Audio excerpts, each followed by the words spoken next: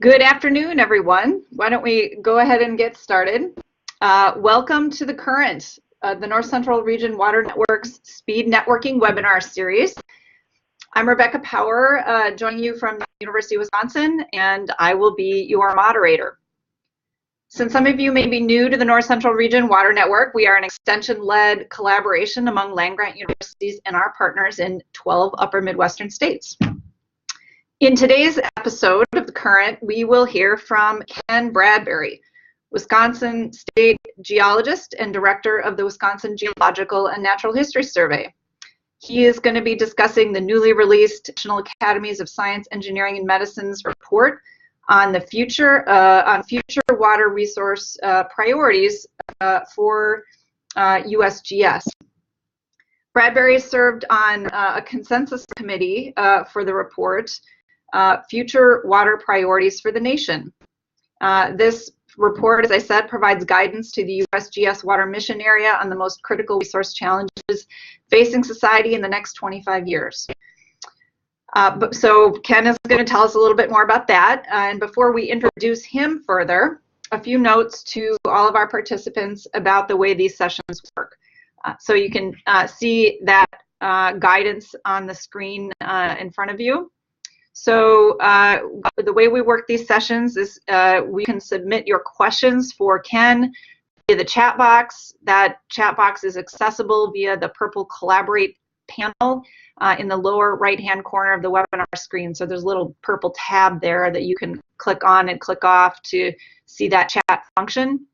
There will be a dedicated Q&A session in Ken's presentation. If you would like a phone-in option for audio, that can be accessed by opening the session menu in the upper left area of the webinar screen and selecting Use Your Phone for Audio.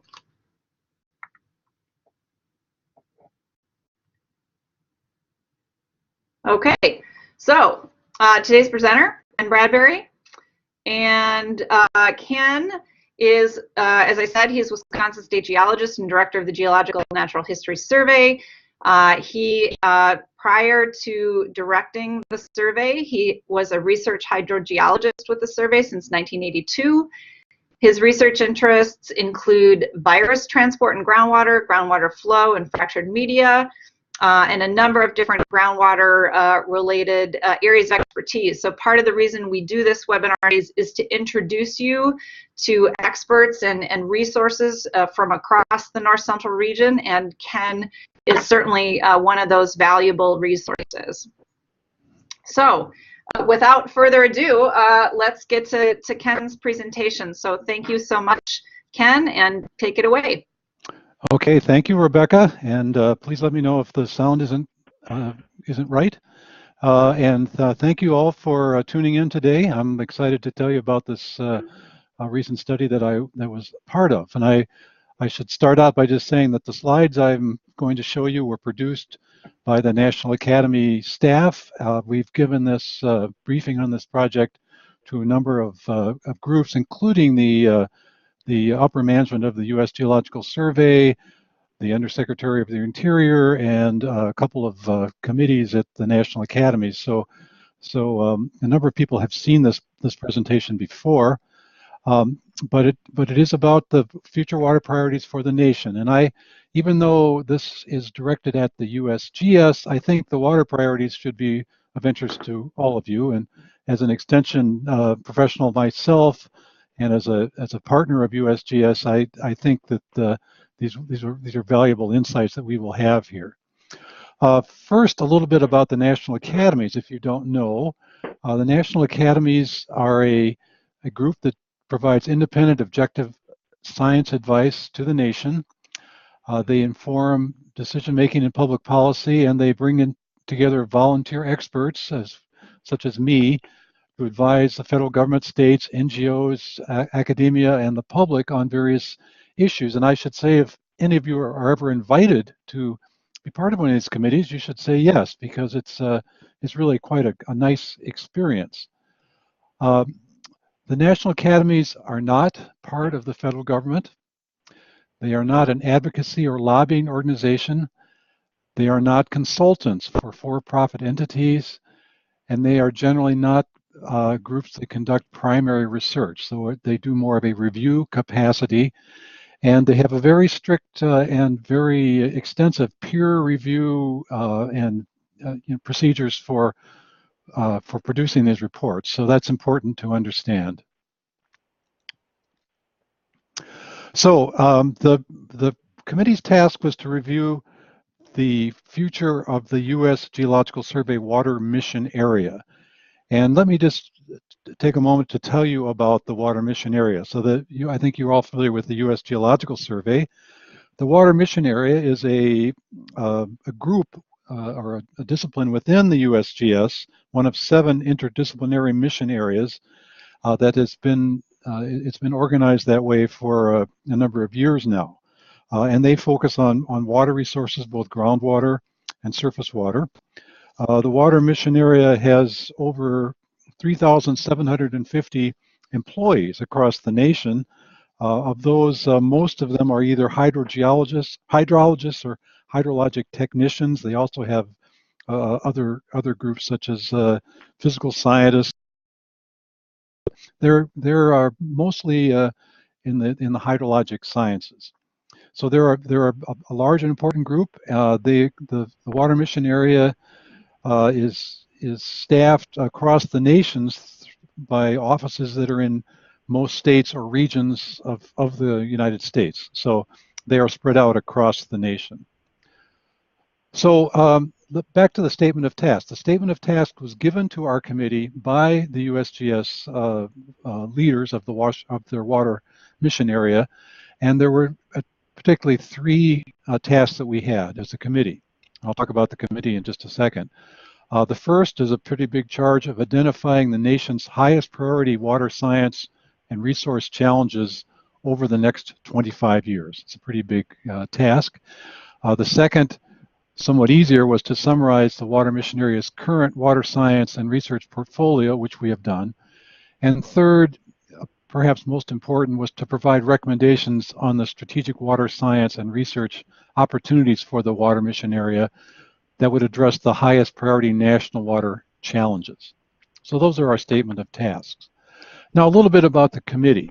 I was one of a number of many members of this committee, as you can see. The chair was Dr. George Hornberger from Vanderbilt University. George is a well-known groundwater scientist with a really strong reputation. And you can see the names of the other people, some of whom you probably know. But there was these folks all have expertise in one form or another in water. Some are surface water folks, some are groundwater folks, some are biologists, some are interested in water policy. So we had a broad spectrum of expertise on this committee. And as I'll mention, the committee doesn't just rely on themselves. We do a lot of our own bibliographic research, and then through meetings, the committee talked to many stakeholders of the USGS and to a number of US scientists themselves. So that's how these committees work. So the approach, which happened between 2017 and 2018, very recently, we had 4 in-person meetings. 2 of those were in Washington, D.C. One was in Chicago and one was in California, where we met with many USGS stakeholders and groups that were working with the USGS to get their outside perspectives on the USGS. And then we also sent out questionnaires to water science centers across the country, to the USGS Water Science Center directors, to state geologists, and we met with a lot of NGOs and other groups. We did a comprehensive literature review of relevant studies, and then we identified important challenges, questions to address those challenges, and then a subset of those questions that was most important for the USGS strategic directions. But again, I think that you could draw the conclusions from this report as not just for the USGS, but for all of us who are interested in water resources. So the challenges, and we had, of course, many interesting and spirited discussions about what the challenges should be, but we came up with the challenges on this slide. So these are the challenges, and we're thinking ahead for the next quarter century, 25 years. The first would be understanding the role of water in the Earth's system. What does that mean? That means how does water interact in the whole way the Earth works, and thinking of erosion, sedimentation, geomorphology, landform development, atmospheric and soil processes, and so forth. So understanding that's kind of the big picture of water and how the water interacts in global systems. Second, quantifying the water cycle, understanding how much water we have, where is it, what form is it in? For instance, is it in snow or ice? Is it in soil moisture? Is it in lakes or rivers? Is it in groundwater? Quantifying these different reservoirs, and then understanding how these things change through times, quantifying the water cycle. Developing integrated models. In the past, much modeling has been done for one part of the water cycle at a time. For instance, I'm a hydrogeologist, so I work on groundwater models. There are other people that work on surface water models, other people that work on climate models, and we think that a challenge for the future is to integrate these models together so that we have models that can handle more, hopefully all aspects, but at least some aspects of the hydrologic system together. And this work is going on now, but there's going to be more of that in the future. Quantifying change in the socio-hydrologic system. What does that mean? Well, if you think about it, we have people in the world. People are interacting with hydrologic systems all the time. We're building things, we're using water, we are running dams and reservoirs and pipelines and diversions of water, and that's all what we would call socio-hydrologic systems. And understanding how those things change and can change rapidly is going to be very important over the next quarter century. Another challenge is, of course, securing reliable and sustainable water supplies. Are we going to have enough water to drink? And clean drinking water is certainly going to be a worldwide need going forward. And then finally, understanding and predicting water-related hazards. We all know about floods, droughts, hurricanes. We've seen all of those in the last few years, and with climate change, those things seem to be just getting worse. So understanding these and predicting these hazards is an important challenge. So if we've outlined the challenges, then how do we address these with some questions? So again, we wanted to come up with some questions that were tractable things that the USGS and others could actually work on. So we worked hard to define questions, and it turned out we ended up with 10 questions, although that was not preordained by any means. And then the committee developed a rubric to score and rank these questions. I think as I recall, the committee came up with 20 or 30 questions, but we wanted to boil this down to some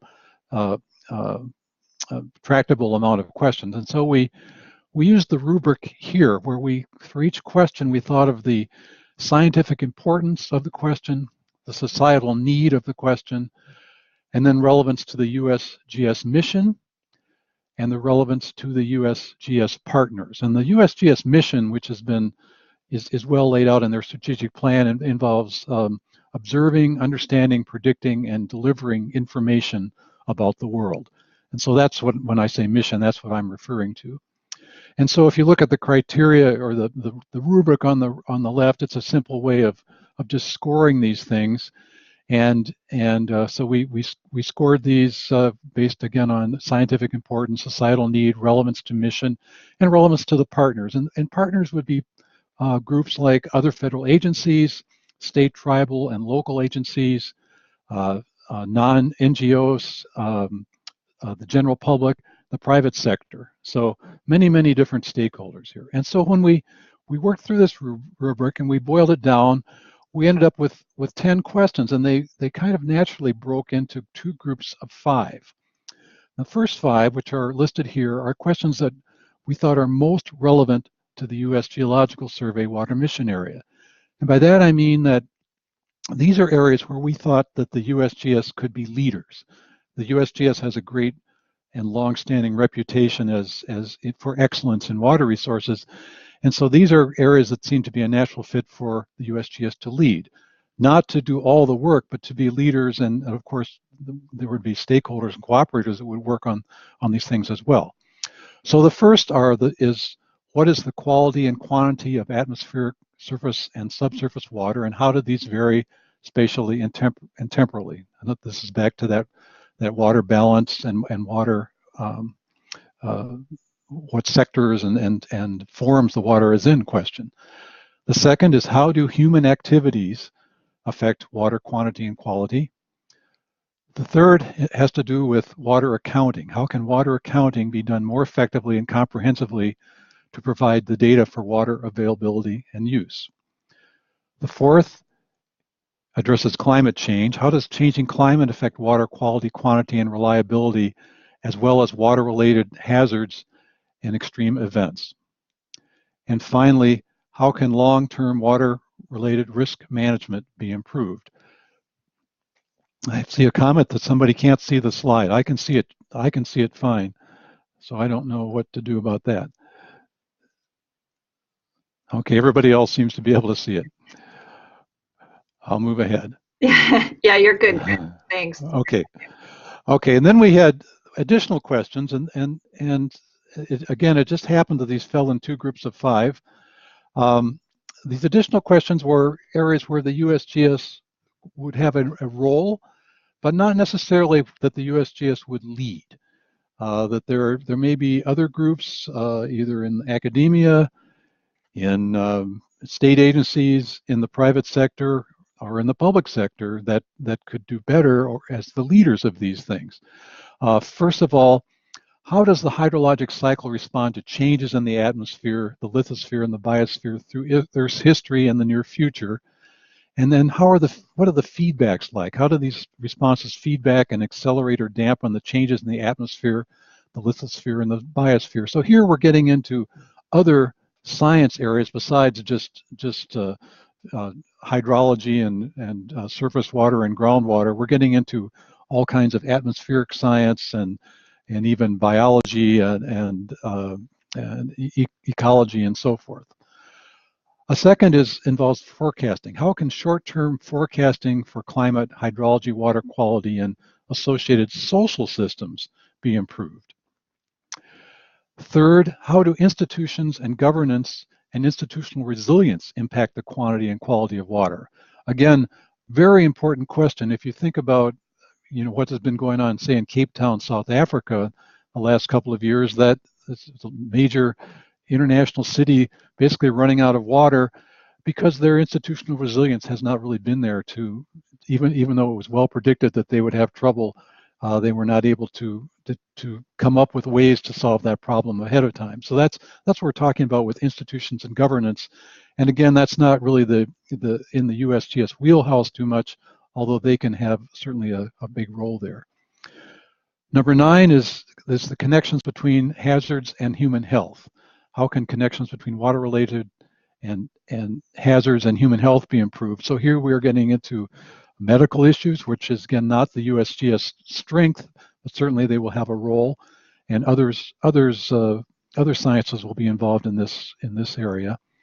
And then finally, number 10, how can competing uses for water resources be managed and maintained to sustain healthy communities and ecosystems in a changing world? So again, a very wide-ranging question regarding the interrelations between communities and ecosystems. So we developed these questions. Besides developing these questions, we also had a lot of interesting discussions among the committee on emerging technologies and what do we think is going to happen in the future. And the biggest thing that we saw committee vision for the water resources area is that the data streams are going to become much more intense and they're going to become much denser because there's going to be a huge growth in environmental sensors that we think. And if you look back 25 years, 25 years ago, we barely had computers, and now everyone's got one in their pocket. So if we look ahead, you can just imagine what's going to happen. We think that there'll be far more environmental observations coming from a wide array of sources. These will be affordable. offer data from previously inaccessible locations, mountain tops, the tops of watersheds, unpopulated wilderness areas, and so forth. They will be fit for purpose, in other words, just measuring exactly what needs to be measured at the right time. We will be able to measure new parameters, and these are all going to require systems that can rapidly collect, assess, store, process, and share data in near real time. For example, we envision that it will be possible to measure stream flow possibly from space from some kind of satellite technology. So there'll be far vaster and more accurate stream flow measurements happening.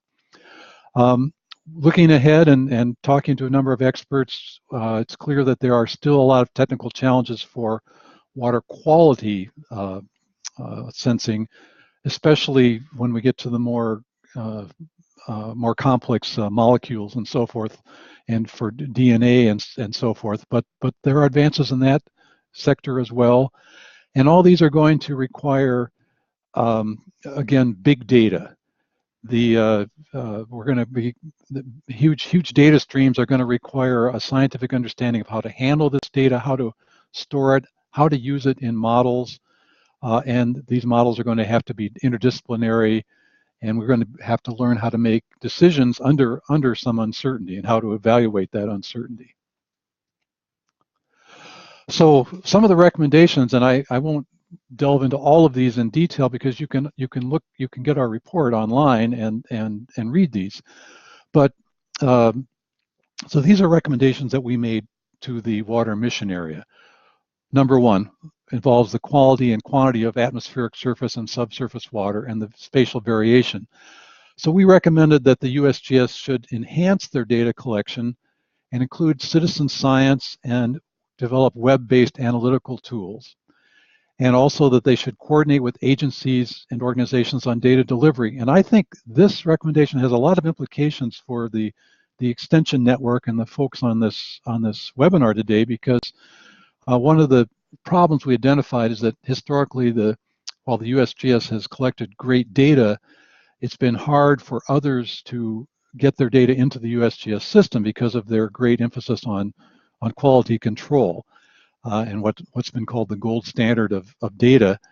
And so sometimes data that was perhaps of less quality but of more quantity collected by citizen science groups, for example, was being not used or ignored. And our committee felt that there's a lot of important data being collected, and that all should be used together somehow. And the USGS staff agrees with us, and the leadership agrees with that. So they're going to be working on that issue. The second recommendation has to do with human activities, and the USGS should increase their focus on looking at the relationships between human activities and water, and not just look at pristine landscapes or remote areas, but start doing more work in cities and urban areas and places where humans are interacting with water resources. The third recommendation involved water accounting, and of course the USGS has a long history of measuring water use across the United States, but when we looked in detail at that, it's clear that we don't have robust water accounting across the nation now, and part of that is not the USGS's fault. In many states, we learned that the water use is measured by state agencies by mandate, and the USGS has little control over the quantity or quality or when those measurements are made, and so there needs to be a little more coordination across the nation of how water use, how much water we're using, is how that's measured. And then and that has to do with developing water data standards and what should be reported and how often and so forth. So those are something that we think would be very important, because right now we don't know. It's very hard to estimate the consumptive use of water in the United States, for example. It's estimated but not really measured.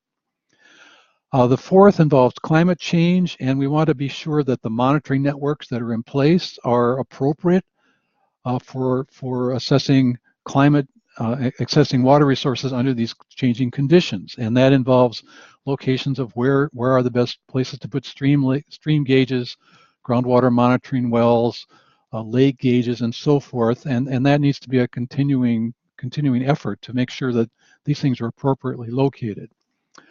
The fifth recommendation had to do with water-related risk management, and we thought the USGS should really focus on long-term prediction and risk assessment of extreme water conditions. Other agencies, like the National Weather Service, are better situated to work on shorter-term, emergency predictions, but the USGS should be focused on these longer-term changes. And then there were additional recommendations, which, even though they have higher numbers, don't mean that they're less important. All these should be thought of as equally important, according to the committee. And that, number 6, is to develop multi-scale integrated dynamic models that encompass the full water cycle. I already mentioned what those models would consist of, but that is an important frontier for modelers to start working on models that will cover all aspects of the water cycle. A challenging, speaking as a modeler, that's a challenging thing to do. Recommendation 7 is to increase collaboration both within and outside the USGS. Within means between, as I mentioned, the Water Mission Area is only one of a number of mission areas, and that we thought there could be a little more collaboration between the mission areas inside the organization, as well as with the outside stakeholders. And then recommendation 8 involves the workforce. As I mentioned, we think that some of the skills needed in the future are going to be somewhat different than, or at least in addition to, what they have now. For example, these big data, the vast increase in data is going to mean that there needs to be people that are more skilled in data analytics, data manipulation, statistics, and able to make sense of these big data streams that the field people are going to be bringing in, and then understanding how to make turn that data into information that can be used in these new models. So when the USGS and when all of us are hiring new people, we need to be thinking about these challenges for the future that may be somewhat different than the challenges we've had in the past. So to finish up, I'll just say that this is the cover of our book that can be downloaded for free or purchased, but you might as well download it for free from the website here. Again, I wanted to give credit for the presentation to the National Academy staff who put this together, and then take questions now. And thanks very much for your attention. Excellent. Thank you so much, Ken. Great summary of the report. I can see the questions coming now as folks type them in. While we wait for those questions to come in, I will ask a question myself. So I know you talked about the role of integrated dynamic multidimensional models. You also talked about the value of having USGS working where people are, and the role of social science. So I'm just wondering if you could give us a little bit more detail on some of the discussions you had about collaboration with social scientists, either on the research and in modeling side, or on integrating some of the science into management decisions. Boy, that's a big question. Gee, I'm trying to think back. We certainly did talk about those things. It seemed like in almost every subject that the committee discussed, the social science, the human aspect would come into it. And I think the committee, I don't have any specific recommendations about that, but I would say that overall the committee thought that there were a lot of opportunities for integration of social science and the harder hydrologic science with understanding how decision making takes place, and how and the feedbacks between the hydrologic science and modeling and human decision making, and that's really a huge research area and a huge area for for really doing better on all sides. That and I'm kind of drawing a blank on what the specific discussions were, but there's a big opportunity there. Yeah, no, thanks. Sorry for the cold call a question. You did a great job on the fly there. And yeah, it sounds like there's, as you said, I mean, this is a jumping off point for a number of different potential conversations. So that sounds like a great one, and you teed it up well. So Cimbria just says, have you considered using permaculture as a solution and offered help? But I don't know if you have any comments related to permaculture. I'm afraid I'm not even sure what permaculture is. So, so no, I can say no, but it sounds interesting. Great. We're gonna ask the questions and give you the chance to field them. And Janice kindly put a link to the report, a hyperlink there for people to access. So because they can't access it on your slide there, so now they can. And Okay. Rick Kelsch asks, did the discussion or recommendations address the quote extension or quote educational role of USGS for sharing science? Well, yes, we actually talked a lot about that and how we've recommended to the USGS that they take a look at how they might improve some of their educational role. That if you look, for example, at some of the USGS websites, they have a lot of information there, but in our opinion, it was not as good as, for example, you might get, say, if you look at NASA site or something like that, that they could make more of a stronger effort to get the science to get the science out in an educational way. I mean, there's certainly a lot of effort there, but we think there's room for improvement there. And again, people like you all, extension collaborators, could have a role because we do collaborate a lot with the USGS. So that was something we talked about, indeed. Great. Well, yeah, maybe that's something we can also follow up on at a future point here in the North Central region and in other parts of the country. So Robert Hoffman has a question. Has there been any discussion related to the management of the Great Lakes water resources as they relate to future freshwater shortages? No, our report didn't. I mean, there's been discussion, but our report didn't focus on any specific issue like the Great Lakes. So not in our report. Of course, that's an important issue, but it's not really something our committee wasn't focused on specific particular issues like that. Okay, great. And as Linda says in her note below, these are succinct recommendations clearly. And again, you provide, I think, a lot of room for exploring specific opportunities, either regionally at the state level or locally. And follow, continuing with Linda's question, how can schools contribute as citizen scientists in urban areas? Is the Wiki Watershed one of the first self-reporting of water quality and point source pollution? Are there others?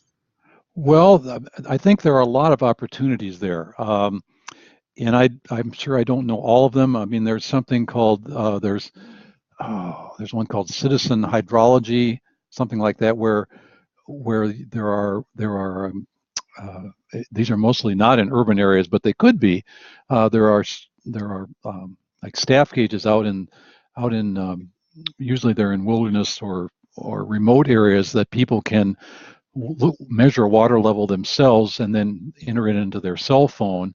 It goes into a database and they can see their data point in a database. There's also, I think, as many of you know, a rainfall network where you can have a rain gauge and enter your own rainfall measurement at your site, and that goes into a database. So there's even one for earthquakes now. So there are a lot of opportunities to do that, and I think many of them would be applicable to urban areas. Again, this particular report isn't going to go into all those, but I think if you do some research online, you'll find that there are a lot of opportunities, really interesting opportunities. Mm-hmm. Great, thank you. And Mark Junker asks, can you speak of any findings pertinent specifically to tribes, or talk a little bit, if there was any conversation that you had about working with tribes?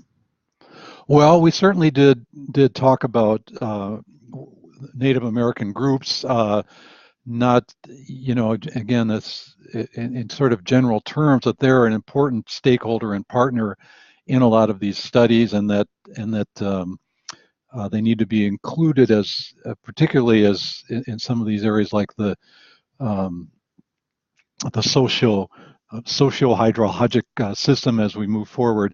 But again, we didn't specifically make recommendations about the tribes, but certainly an area the USGS is interested in. Great. Okay, thank you. And Dee Dee Purshouse, hopefully I'm pronouncing that correctly, Dee Dee. She asks, what's the best way to get in touch with the presenter to send suggestions of materials? So, and I just switched the slide to give Ken's email address there, so you can go ahead and use that email address to contact Ken. She provides some ideas on understanding soil health and water function, their soil carbon coalition materials, and Atlas biowork materials. Great. Yeah, thanks for some suggestions there. I said to Ken before this session, we try to be more than just a webinar where we have a person talk at you for an hour and then we're done, because we know there's a lot of expertise out there. So really appreciate everybody chiming in. And it looks like we've got a few more people typing. So while they do that, I wanted to ask you about if you all talked about any best practices for partnering on robust water accounting. So you talked about, a couple of times you referenced maybe the best role that USGS could have with other partners, what USGS's best niche was. And in water accounting, that, states are often doing some of that work. I know it doesn't say this in the report, but did you even talk about maybe some strong models of USGS partnering with others on the water accounting, or if USGS's role is to sort of establish a template kind of water accounting system that then we could all kind of work? Yeah, I think. Talk more about that. Yeah, I think one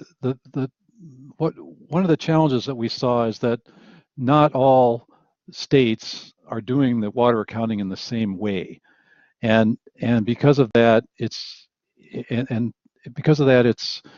hard to get it's hard to compare one state to another or one sector to another, for example, and some of the water use data becomes very confusing because it's not clear what's consumptive use, for example, and how are you handling hydroelectric plants versus dams versus irrigation wells. And so one of the suggestions that we had is that if we had a national a national protocol for how to do this, and then could get the various states and institutions that are making the measurements to follow it, would be a step forward. Of course, that involves more than the USGS, but the USGS could start by suggesting what that protocol might be, and then hopefully people could get on board and try to follow it.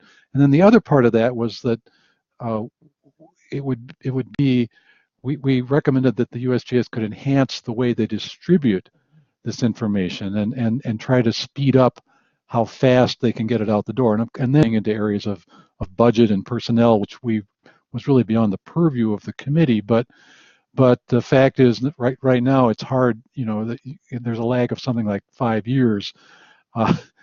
If you look up water use data, it's what you're going to get is something like 5 years out of date already, and that's awfully not terribly helpful. And so, particularly as now we have better internet and better communications, we just think there's a huge opportunity for improving how we quantify the nation's water resources. So that's what I'm talking about there.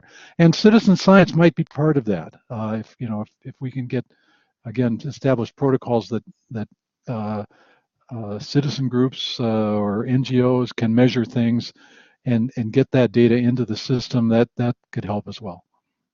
Mm-hmm. Okay, thank you. And Kay, I see your question, but I'm gonna skip down to do a follow-up on the question about findings pertinent specifically to tribes, and ask Stefan's question about if there was any effort to include indigenous knowledge in any of this work.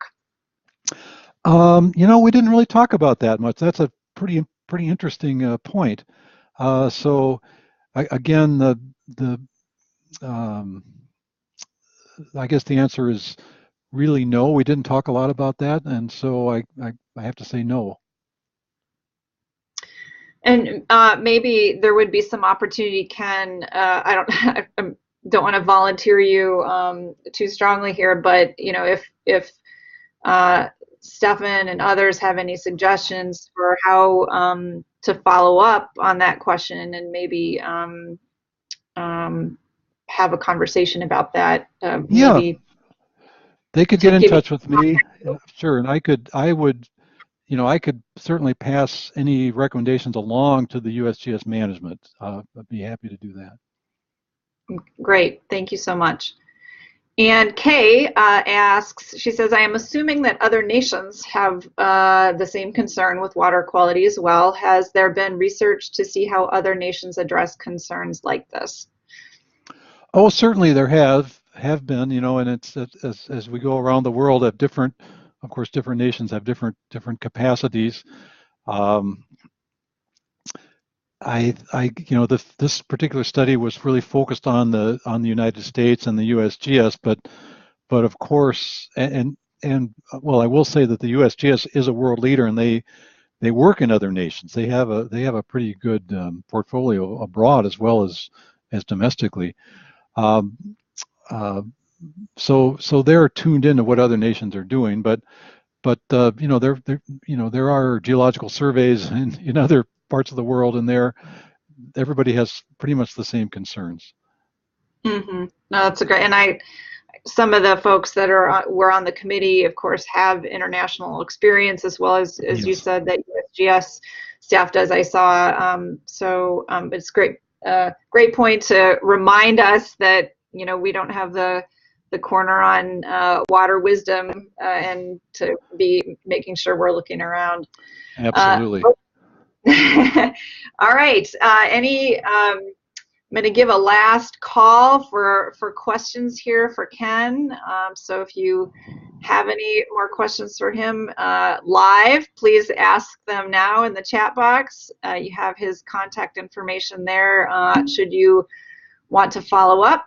And I'm going to move ahead then and thank everyone for participating today. Great discussion. And Rick, I can see you're typing, so if you have a question, oh, no, it was just thank you.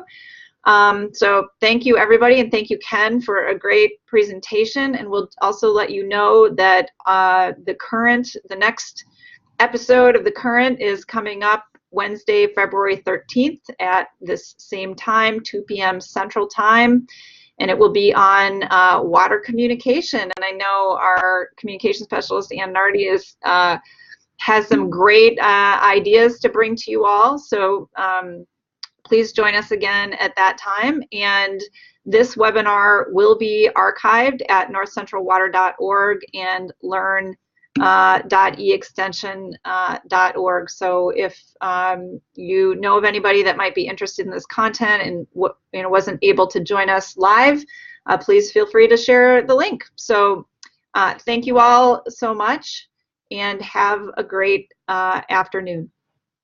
Okay, thank you all.